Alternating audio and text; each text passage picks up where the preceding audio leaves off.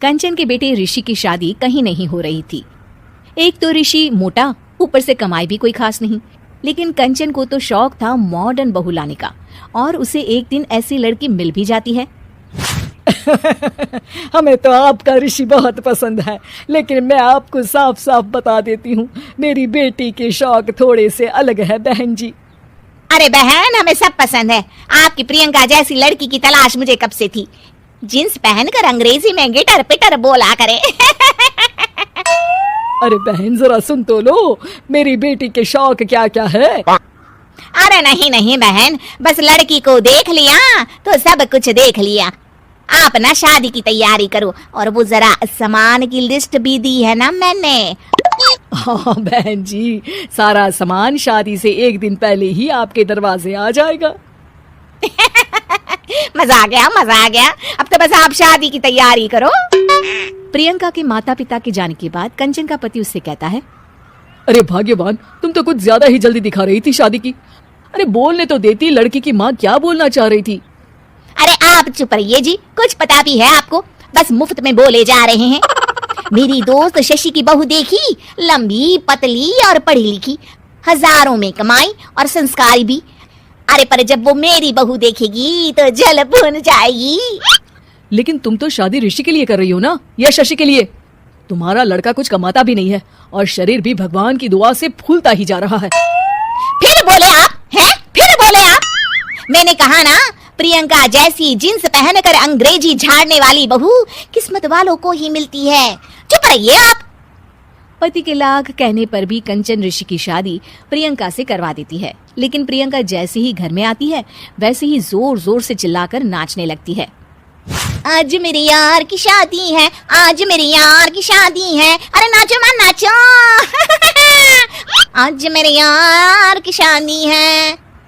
कंचन, उसका पति और ऋषि ये देखकर हैरान रह जाते हैं। लग रहा है बहू को शादी की बड़ी खुशी है। हाँ हाँ, बहू क्यों नहीं, हम भी नाचेंगे। अरे नाचो नाचो जी, मुंह क्या देख रहे हो, चलो चलो नाचो, बहू कह रही है। कंचन ये कहकर प्रियंका के साथ नाचने लगती है। ऋषि और उसके पिता वहां से चले जाते हैं। अगले दिन कंचन अपनी सहेलियों को प्रियंका से मिलवाने के लिए घर बुलाती है, जहाँ शशि भी आती है। अरे शशि, कैसी हो? मैं ना तुम्हें प्रियंका से मिलवाती हूँ। अरे सच में बहुत ही एडवांस सोच की लड़की है, कितने मॉडर्न ख्यालात है उसके, पता है तुम्हें? अरे हाँ कंचन, जरूर, बच्चों की शादी अच्छी ही होनी चाहिए। और वैसे भी तुझे तो शुरू से ही ऊंचे ख्याल की बहू चाहिए थी। तभी कंचन की सहेली कहती है, अरे कंचन बुलाओ ना प्रियंका को, हम भी मिल ले। अरे बहू प्रियंका, जरा बाहर तो आना। कई बार आवाज देने के बाद भी प्रियंका बाहर नहीं आती है, तो कंचन को बुरा लग जाता है। वो उसे लेकर बाहर आती है, लेकिन ये क्या, प्रियंका लड़खड़ाती हुई बाहर आती है और उसके हाथ में शराब की बोतल होती है।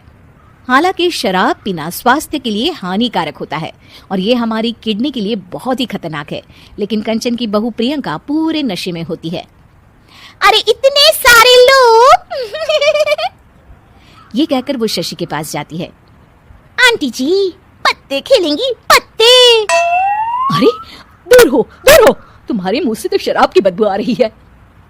अरे कंचन, माना तुम्हें मॉडर्न बहू चाहिए, लेकिन आधुनिकता का मतलब ये तो नहीं ना।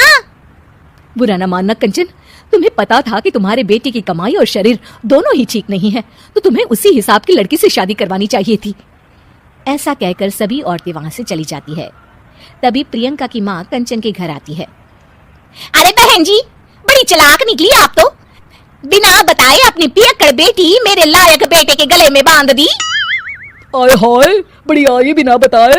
उस दिन जब मैं ये बात बता रही थी तो तुम तो सुनने को भी तैयार नहीं थी, अब भुगतो तुम। ये कहकर वो माँ से वापस चली जाती है। सबके जाने के बाद कंचन अपना सर पकड़ लेती है। हाय रे, आधुनिकता की अंधी दौड़ में मैं अपनी संस्कृति ही भूल बैठी थी। अब तो राम ही बचाए मुझे।